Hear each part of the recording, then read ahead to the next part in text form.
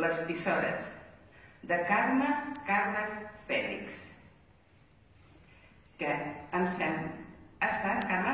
Ah, molt bé, doncs...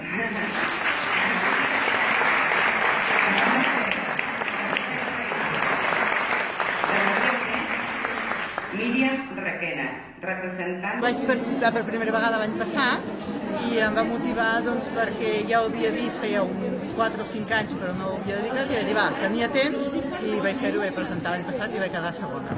I en què t'has inspirat per al teu relat?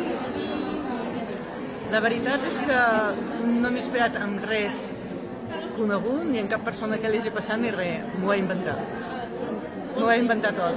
Com que m'agraden molt les descripcions, vaig començar fent una descripció d'un espai i per donar-li una mica d'intriga no vaig dir que era una església, era com si fos una festa. I al final es desvella doncs, que és un enterrament, perquè vaig voler buscar un punt de gir, una intriga, i em va sortir així, inventat. No estava inspirada.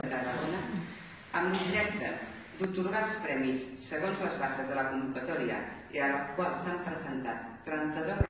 Doncs després de fer les valoracions vam arribar a un moment en què coincidíem tot el jurat amb ser relats i al final vam optar que el que més coincidències tenia entre tots va ser el primer premi i així amb la resta, vull dir, és fàcil.